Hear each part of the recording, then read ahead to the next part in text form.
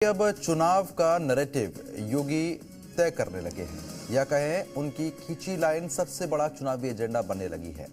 योगी ने बटेंगे तो कटेंगे का नारा दिया था। ये नारा पीएम मोदी का नारा एक है तो सेफ है की तरह हरियाणा चुनाव से महाराष्ट्र चुनाव तक बीजेपी के लिए विजय मंत्र बन चुका है। इसी पर हमारी दूसरी पिक्चर, नाम है बटेंगे तो कटेंगे हिट है।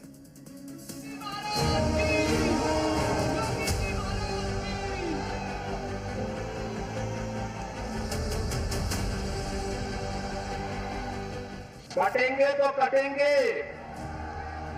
एक रहेंगे तो नेक रहेंगे। योगी के इसी नारे ने यूपी उपचुनाव और महाराष्ट्र में नैरेटिव सेट कर दिया। और राष्ट्र तब सशक्त होगा जब हम एक रहेंगे, नेक रहेंगे, तभी नेक रहेंगे। बटेंगे तो कटेंगे। बटेंगे की सियासी आग में जलकर विपक्ष का वोट जिहाद जैसा नैरेटिव खाक हो गया। यूपी से महाराष्ट्र तक बटेंगे गूंजता रहा। योगी अब सिर्फ चुनाव प्रचार करने भर नहीं जाते, वो ऐसे नारों को एक एक वोटर तक पहुंचा देते। ये वही नारा है जो हरियाणा में चला और इसके बाद यूपी और महाराष्ट्र में इसे मोदी के नारे एक है तो सेफ है के साथ आजमाया गया और इसके बाद जो नतीजा आया वो देखकर विपक्ष हैरान हो गया।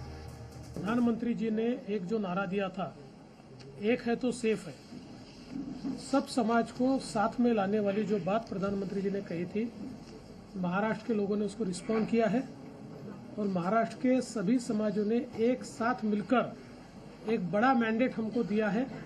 मुझे लगता है कि आज निश्चित रूप से जो लोग तुष्टीकरण की राजनीति करना चाहते थे, जो डिविजिव पॉलिटिक्स करना चाहते थे, उनको करारा जवाब जनता ने ही दिया है और प्रधानमंत्री जी की बात को लोगों ने यहाँ पर एक्सेप्ट किया। योगी के नारे का असर समझने के लिए 3 चुनावी आंकड़े देखिए। ये वो चुनाव हैं जिसमें योगी ने रैलियां करके बटेंगे का नारा बुलंद किया और जीत की हैट्रिक लगा दी। हरियाणा विधानसभा चुनाव में बीजेपी गठबंधन को 90 में से 48 सीटों पर जीत मिली। यूपी विधानसभा उपचुनाव में बीजेपी गठबंधन ने 9 में से 7 सीटों पर जीत दर्ज की और महाराष्ट्र विधानसभा चुनाव में 288 में से 230 पर जीत दर्ज कर चुकी है। हालांकि महाराष्ट्र चुनाव बीजेपी गठबंधन ने सिर्फ बटेंगे पर नहीं लड़ा। गठबंधन के कुछ साथियों ने इसके खिलाफ आवाज उठाई, पर योगी की वजह से ये नारा बहुत सारे वोटरों की जुबान पर चढ़ गया। ये जो योगी जी का नारा था, बहुत साफगोई थी, उसका असर तो हरियाणा में भी दिखा और महाराष्ट्र में निश्चित रूप से उसका योगदान है। इसमें कोई दो राय नहीं, उसका बहुत बड़ा योगदान है। योगी का ये मंत्र ही बीजेपी के लिए विजय मंत्र है। बटेंगे में इतनी ताकत थी कि सारे विरोधी भी अपनी पिच छोड़कर इसी लाइन में आ गए। मजबूर होकर विपक्षी दलों ने बटेंगे की काट तलाशने के लिए नया नारा बनाया। किसी ने कहा जुड़ेंगे तो जीतेंगे, तो दूसरे बटेंगे को काउंटर करने के लिए काटने की बात करने लगे। तो बटेंगे फटेंगे सोडा पण मुंबईवरती घाला घातला तर हम आपको काटेंगे, जरूर काटेंगे।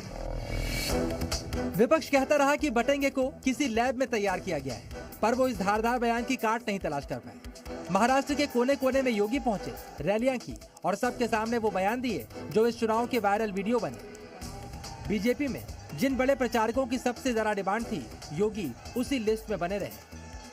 महाराष्ट्र में योगी ने कुल 18 सीटों पर रैलियां की और महागठबंधन को इनमें से 15 सीटों पर जीत मिली। यूपी से सैकड़ों किलोमीटर दूर महाराष्ट्र में भी योगी ने 83% के स्ट्राइक से सीटें बीजेपी के पक्ष में लाने में मदद की।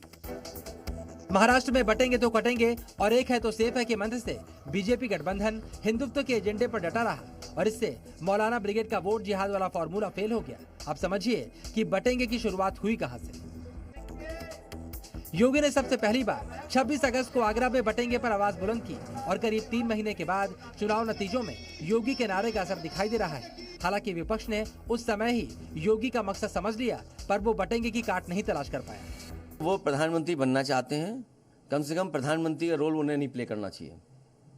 ये काम प्रधानमंत्री जी का है, भारत सरकार का है कि दुनिया में किस देश के साथ कैसे संबंध रखना है।